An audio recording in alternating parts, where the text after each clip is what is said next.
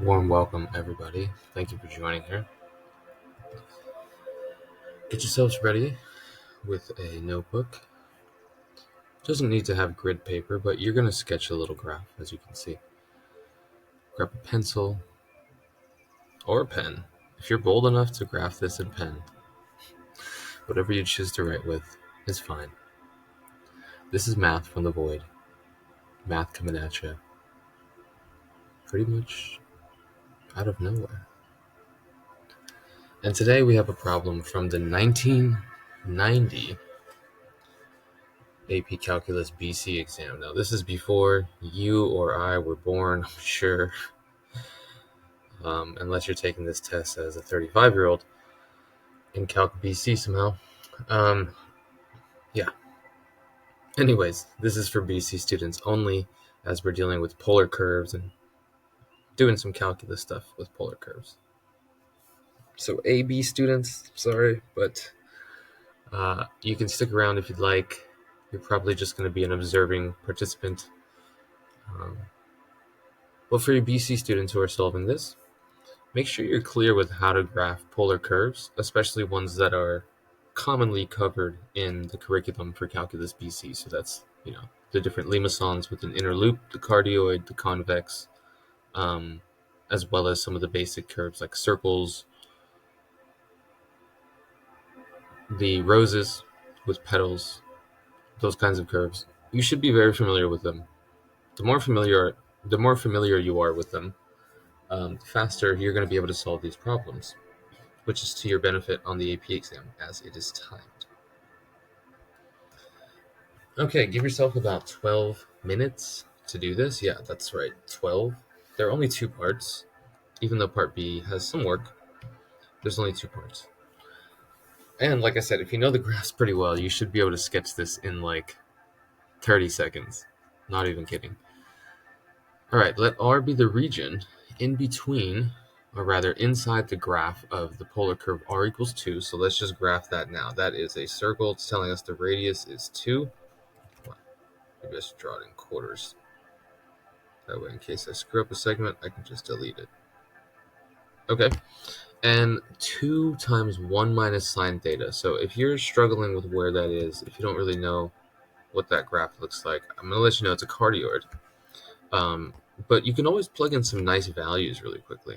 So if we look at, it's basically 2 minus 2 sine theta, right? Oops, this is theta. So if we plug in 0, what do we get? We get 2 minus sine of 0, 0. That one you have to know like super fast, like as fast as you blink. 2 minus 2 sine theta. That's just going to be 2. So there we go. We're out there. Then let's use the next logical, value to use for sine. That would be pointing straight up. So let's see what the R value is. Sine of pi over 2 is 1. So 2 minus 2, that's 0. Ah, okay. Let's plug in pi. I'm going to get 2 again.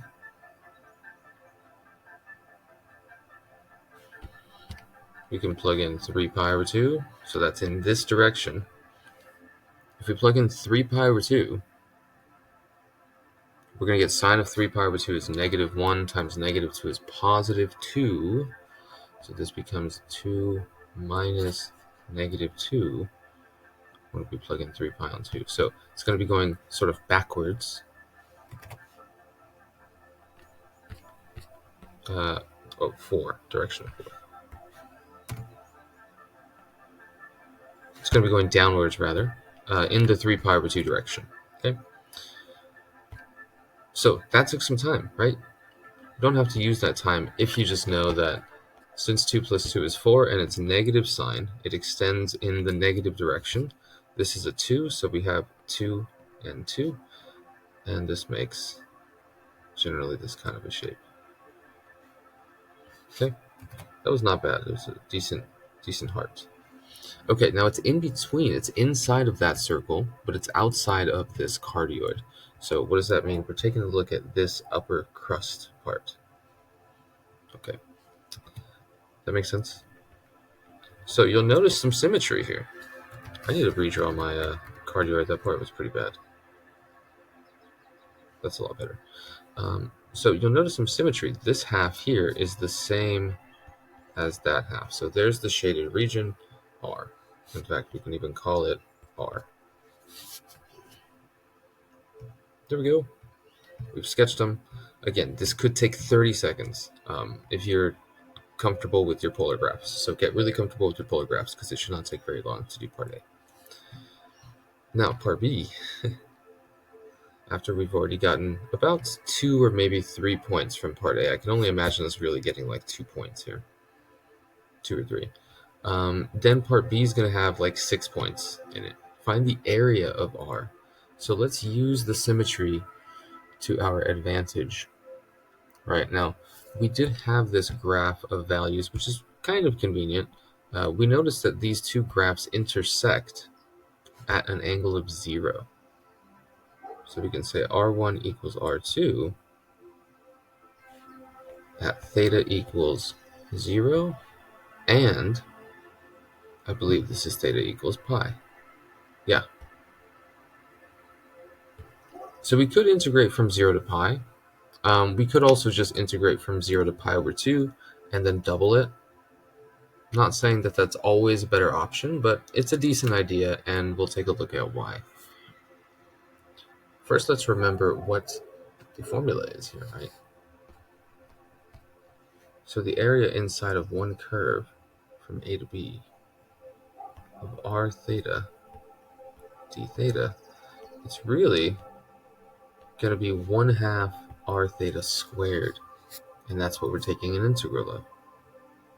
So if we want to take this one for r1 minus this same quantity for r2,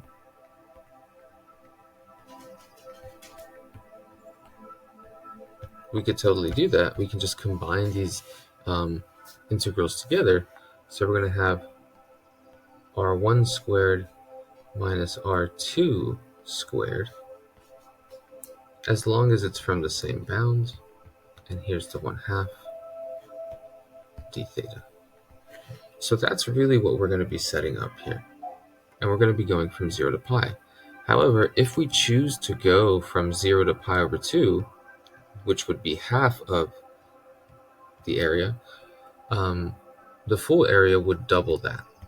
So we would need 2 of these integrals from 0 to pi over 2, right? Because this area from 0 to pi over 2 is the exact same as this area, which is the other half.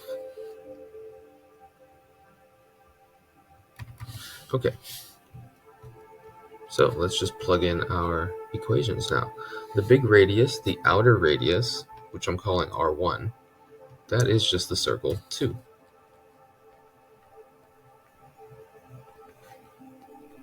And then we have 2 minus 2 sine theta. That's going to be squared as well. So if we take that integral from 0 to pi over 2, and then we find that area, I guess, from 0 to pi over 2, which means we're multiplying by 1/2, and then we double it, that's simply going to cancel this, which is pretty nice. Okay, so we just have to integrate from 0 to pi over 2 of 4 minus, go ahead and square all this out, you're going to get 4 minus 8 sine theta plus 4 sine squared theta. All of this is d theta. Of course, 4 minus 4 cancels. Then we end up with 8 sine theta minus 4 sine squared theta, d theta, which gives us a little bit of a problem. So we have to solve that problem, that little mini problem. The problem is that there's no antiderivative of sine squared, so we have to manipulate this by using the double angle formula. Remember that the cosine of 2 theta is the same as 1 minus 2 sine squared of theta, which tells us therefore that sine squared of theta is equals to 1/2 1 minus cos of the double angle. So we can use that to substitute here. So instead of sine squared, that's going to become what? That's going to become 4 times 1/2, 1 minus cosine of 2 theta. And so you'll just have to be aware of when you're integrating this, because there's a little bit of a u sub in there. And let's continue to simplify. So the 4 and the 1/2 kind of cancel. We end up with a 2, and we can distribute the 2 to negative 2.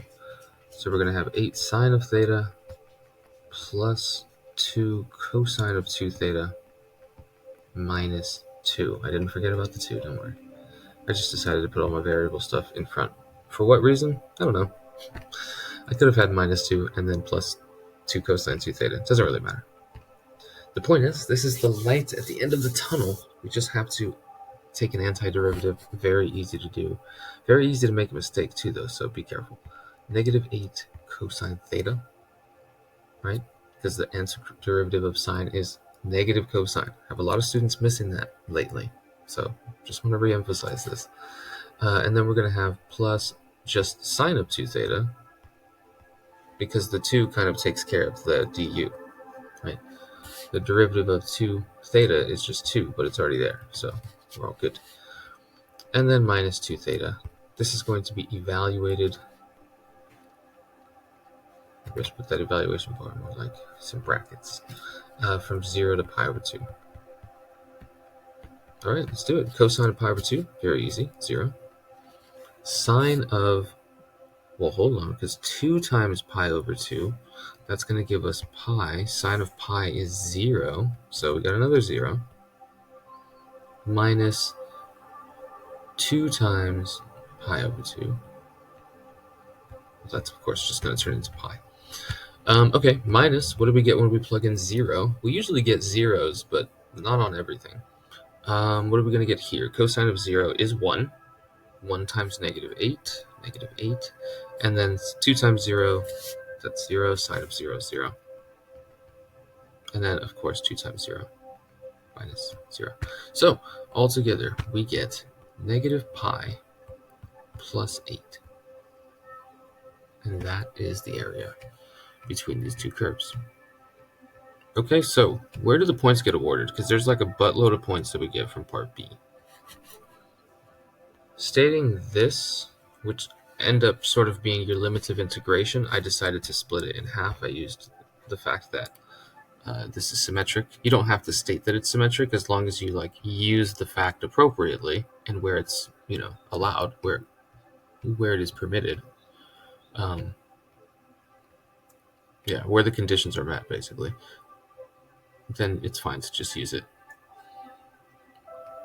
Writing out the formula, that probably gives you a point, you know, especially subtracting them. So we put them together like this. It's not R1 minus R2 and then all of that squared. Got to be very careful about that. Yeah. Okay, well, that seems to be enough blab out of me. Oh, right, making the substitution here. You're going to have to do that. Otherwise, you get stuck in the integral. So that allows you to, like, you know, finish the problem. Yeah, but there's not too much to be said about that, other than what I emphasized in the beginning, which was to know how to sketch polar curves. The more comfortable you are with this, it can take, you know, literally 30 seconds to sketch this out. Maybe even less, honestly, like 10 seconds to sketch this region out, and then you're done with part A. So, yeah, consider that, because that leaves you a comfortable 12 minutes just on part B, and it did not take 12 minutes to do part B. So if you get a question that is this easy on the BC exam, expect you to knock it out of the park. And now, finally, we'll wrap up the blab. See you guys next time in the void.